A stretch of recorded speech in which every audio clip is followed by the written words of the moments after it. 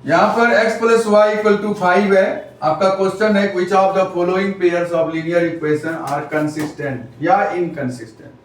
Consistent है या inconsistent है, इसको हम ग्राफ के द्वारा देख करके बताएंगे कि कंसिस्टेंट है या नहीं। अब तक आपने a1 by a2 equal to b1 by b2 के आधार पर कंपेयर करके देखा। अब हम कंपेयर नहीं करेंगे, ग्राफ देखेंगे फिर बताएंगे। ये अंतर है। तो ग्राफ में अगर इंटरसेक्ट कर रहा है तो हम बताएंगे ये कंसिस्टेंट है, या ग्राफ पर अगर पैरेलल है तो हम बताएंगे कि इनकंसिस्टेंट है। तो इस तरह से हम चलेंगे। देखते हैं क्या है यहां पर। x equal to 5 minus Y, और ये देखिए 2x प्लस 2y है बराबर 10 है। इन सब में 2 कॉमन ले लेंगे तो क्या हो जाएगा, यानी x plus Y equal to 10 by 2, यानी x plus Y equal to 5। यहां पर भी हमने देखा कि ये दोनों सेम कंडीशन बन रहा है। ये दोनों सेम कंडीशन आ गया, दोनों इक्वेशन से कंडीशन सेम आ गया।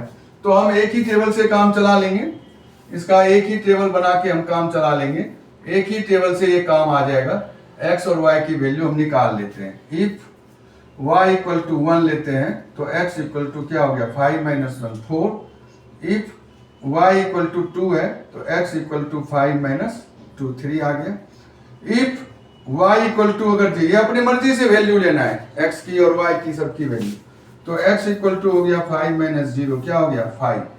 ठीक है, तो आपने y की वैल्यू क्या लिया है 1, तो x की वैल्यू 4 आया है। आपने y की वैल्यू 2 लिया है तो x की वैल्यू क्या आया है आपके सामने 3 आया है। अगर आपने y 0 लिया है तो x की वैल्यू क्या आया है 5 आया है। अब ये ग्राफ जब बनेगा, दोनों का सेम ही टेबल है, दोनों का सेम टेबल है क्योंकि दोनों इक्वेशन सेम दिखा रहा है, तो दोनों का टेबल सेम हो जाएगा।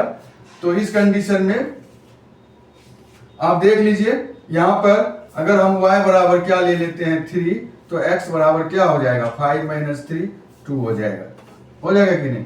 तो इस तरह से देखिए, पहले x पर हमें 4 लेना है, ये 4 है और यहाँ 1 हो गया, 4 पर 1 आ गया। ठीक है, उसके बाद 3, x पर क्या लेना है 3 और यहाँ पर लेना है 2, तो 3 पर 2 आ गया, ये 3 पर 2 ले लीजिए और 5 पर 0 ले लीजिए। तो 5 पर 0 लेंगे तो कहाँ आएगा, यहाँ आएगा, 5 पर 0 आ गया। ठीक है, ये ग्राफ बना दीजिए, ये ग्राफ आ गया। उसी तरह यहाँ देख लीजिए दूसरा टेबल का भी सेम आएगा, मुझे लगता है बिल्कुल सेम ही आएगा।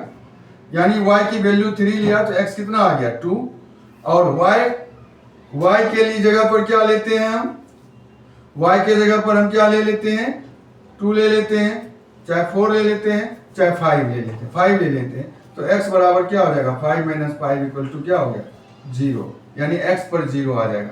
तो हमने क्या लिया, y के जगह 5 लिया तो हमारा x क्या आ गया 0 आ गया। ठीक है, तो यही कंडीशन इस पे देखते हैं। x पर 2, x पर क्या हो गया 2, 2 पर कितना लेना है 3, तो 2 पर 3 कहाँ आ रहा है 2 पर 3 यहाँ आ रहा है, 2 पर 3 आ रहा है, देख लीजिए। और x पर 0 और y पर 5 है ना, तो x पर 0, ये 0 है, और y पर क्या हो गया 5 है ना, y पर 5 कहाँ जाएगा 0 पर 5 ऊपर जाएगा, यहाँ आ गया ऊपर 5। ठीक है, 0 पर 5 आ गया, क्या आ गया 0 पर 5, और ये क्या था 2 पर 3, ये था 2 पर 3। ठीक है, और उसके बाद तो ये 2 पर 3 हो गया, तो ये लाइन इसको क्या कर देगा 0 पर, तो इसको जो है हटा देते हैं, हम इसको हटा देते हैं। अगर हम दोनों की वैल्यू सेम रखेंगे तो ये क्या हो जाएगा कोइंसिडेंट हो जाता है। क्या हो जाता है ये कोइंसिडेंट हो जाता है ना। दोनों की वैल्यू क्या हो जा रही है a1 बाई a2 बराबर b1 बाई b2 और बराबर c1 बाई c2, सब पैरेलल है। तो क्या हो गया इसका, जब सारे इक्वल होते हैं तो क्या हो जाते हैं पैरेलल लाइन होती है। सारे जब इक्वल होता है तो क्या होता है पैरेलल लाइन होता है। ठीक है, तो ये जो इक्वेशन हमारा बन रहा है, तो ये लाइन जो है सीधा कर लेना, ग्राफ पर बिल्कुल ओके आएगा। ये हमारा बोर्ड पे लाइन है तो थोड़ा सा इधर उधर दिख रहा होगा आपको, लेकिन ऐसा होगा नहीं। आपको x पर 4 देखना है, 4 पर ये 1 आ गया, 3 पर 2, 3 पर 2 ये आ गया, 5 पर 0 ये आ गया, और यहाँ x पर 2 देखना है, 2 पर ये 3 आ रहा है, और ये 0 पर 5, तो 0 पर ये 0 और पर ये 5, देखिए 0 पर 5 आ गया, और 1 पर ये 4 आ गया। इन सबको मिलाएंगे तो सभी एक सीध में ही आएगा। ठीक है, आप जब ग्राफ पे ड्रॉ करेंगे तो आपको सभी जो है एक सामने ही आएगा। तो इसमें से आपने क्या देखा कि every equation has same solution. Every equation का क्या देखा आपने? सॉल्यूशन सेम देखा, इसलिए यह क्या होगा? इनकंसिस्टेंट होगा। इनकंसिस्टेंट अभी देखा यहाँ कि every solution of one equation is a solution of the other. ठीक है, सभी सॉल्यूशन एक दूसरे के बराबर है। जो सॉल्यूशन यहाँ है वही यहाँ, और सभी एक ही लाइन पर है, तो इसलिए ये कह सकते हैं कि it has infinite many solution, so it is consistent. So it is क्या हो गया? कंसिस्टेंट हो गया। ये क्या हो गया? कंसिस्टेंट हो गया।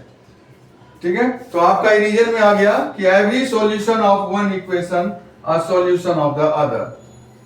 जो सॉल्यूशन इसका है वही सॉल्यूशन यहां भी होता है। अगर हमने यहां x की वैल्यू 3 लिया है तो y की वैल्यू 2 आया है, और यहां अगर हमने x को 2 लिया है तो y 3 आता है। तो यही एक दूसरे में जो है एक दूसरे में देखने को मिला कि जो सॉल्यूशन है इस इक्वेशन का वही सॉल्यूशन इसका भी है, और सभी पॉइंट्स एक सामने है, इसलिए यह कंसिस्टेंट है। ठीक है, तो ये क्वेश्चन 1 आपको हो चुका है। अब अगला क्वेश्चन